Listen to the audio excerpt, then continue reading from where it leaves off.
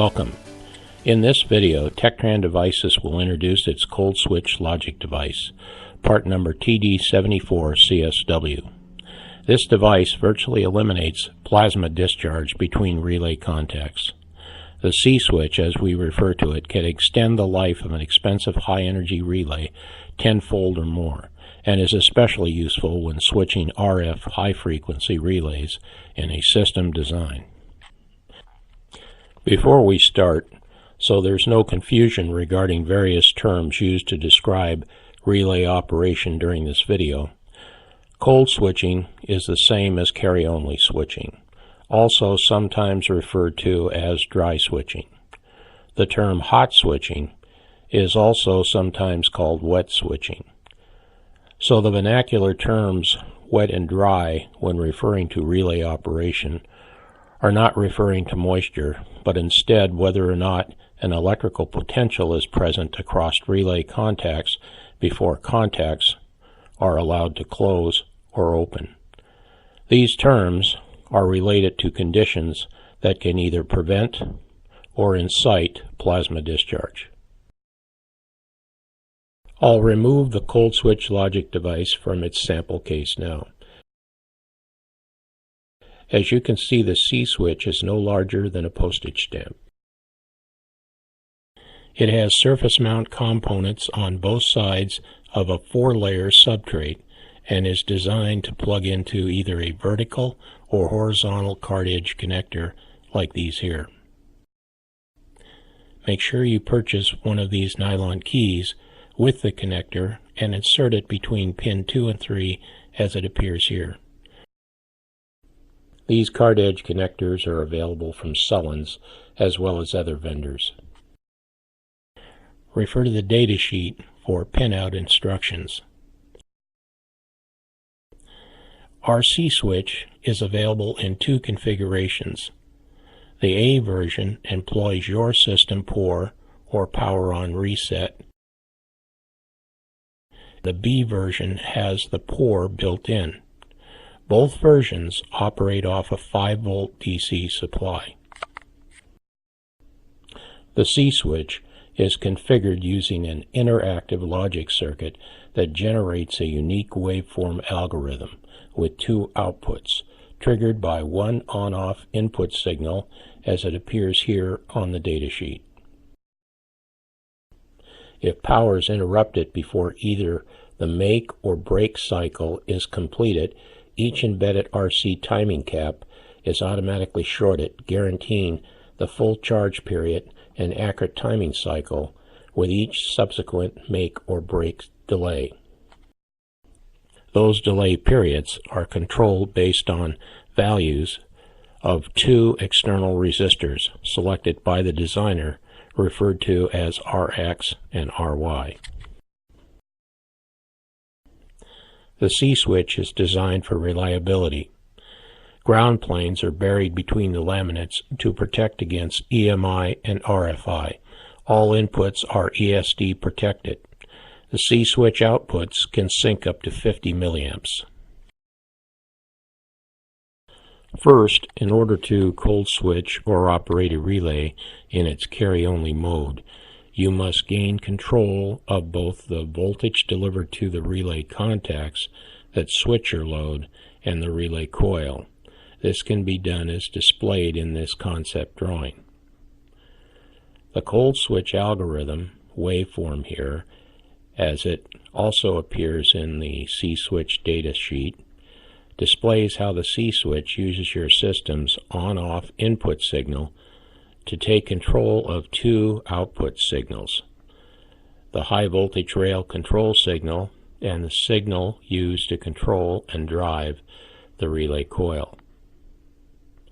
Most high voltage DC to DC converters made for industrial applications include low voltage remote control terminals for switching the converter on-off, like the terminals that appear in this drawing on the back page of your eval board instruction pamphlet.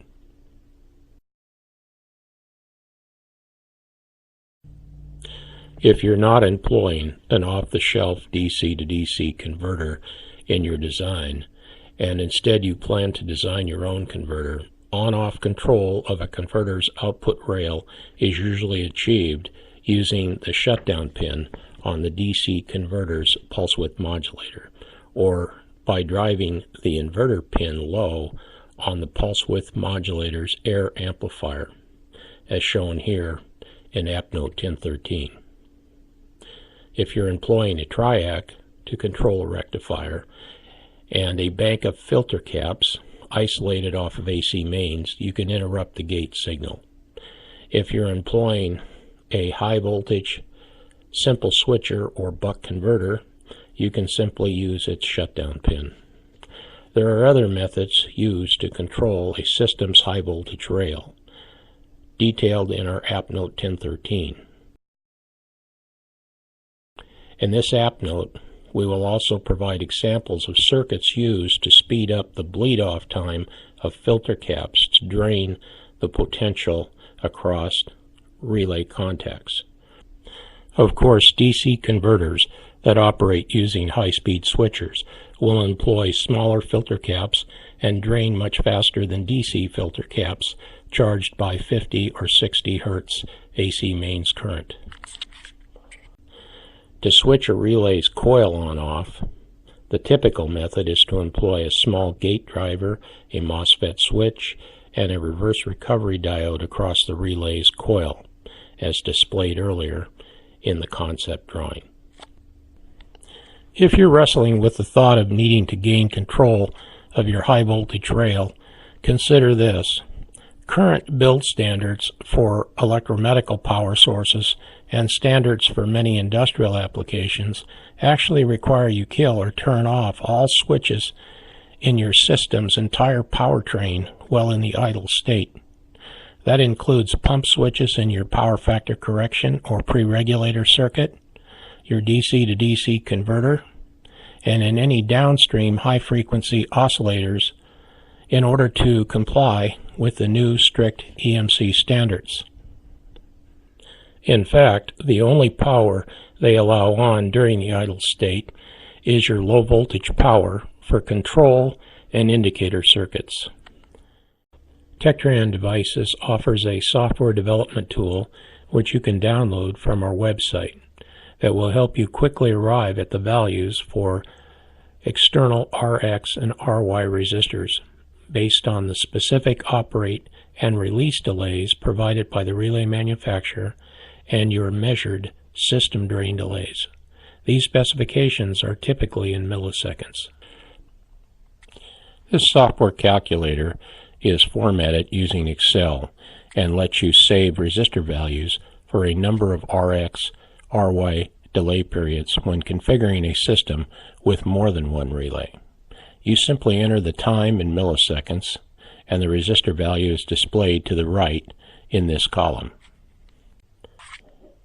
Make and break delays, including specified operate or release times, plus any system measured delays, are normally in the order of milliseconds, or in any case a fraction of a second, hardly noticeable to the system operator. If you're worried about introducing any delays at turnoff, keep in mind if plasma was allowed to discharge across the relay contacts, current would still flow to your load until that plasma discharge dissipated. So in any case, it's better to delay turnoff until the potential across the contacts is drained before the contacts are allowed to open. At least that way, you will extend the life of your relay. Keeping the relay contacts closed until the potential at the output drains also protects your host RF or high-frequency output circuit from suddenly looking into a high impedance. Here's an example of a typical relay datasheet with delay time specs given for operate and release in milliseconds. This particular relay is rated for 8 kilovolts of RF energy up to 30 megahertz and can handle up to 6 amps of carry-only current, meaning only if the relay is switched cold.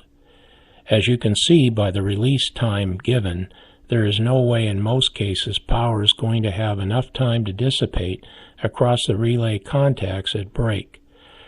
For example, if the load was inductive, it would almost guarantee plasma discharge across the relay contacts and damage those contacts over time. Hence the reason for the C-switch. Now let's take a look at that same relay datasheet and the specs for contact current ratings for hot switching versus carry-only mode switching or cold switching. As you can see, the switch current, meaning hot switch current, is only 1 amp. Yet if we were to operate this relay in the carry-only mode, according to this datasheet, it would handle up to 6 amps. Even if we were to discount the 6 amp rating and operate the relay in its carry-only mode, it may be possible to downsize to a much less expensive relay, which in most cases would mean a smaller footprint part and less board space. In other words, instead of a relay this size, you may be able to downsize to one like this. As you can see, you not only get the benefit of longer relay life now, but also lower cost and less space. The C-switch is a multi-use device. With the addition of just one external exclusive NOR gate at the output, it can be used as an active inrush current limiter. Or with just one external exclusive OR gate, it can also be employed to control stepped impedances to activate large loads. Refer to App Note 1015 and App Note 1016 for details regarding those applications. You can purchase prototype quantities for test or design validation protocols on our e-commerce site. Just go to our order page. For larger production quantities, contact customer service at techtrandevices.com. If you need technical assistance with your application, refer to the datasheets and app notes on our website or contact tech support. Refer to our follow-up video covering the operation of our C-switch demo and evaluation boards displayed here. For additional circuit tips, review the schematics in those related instruction pamphlets. Thank you for taking the time to view our C-switch video. We hope you found it informative.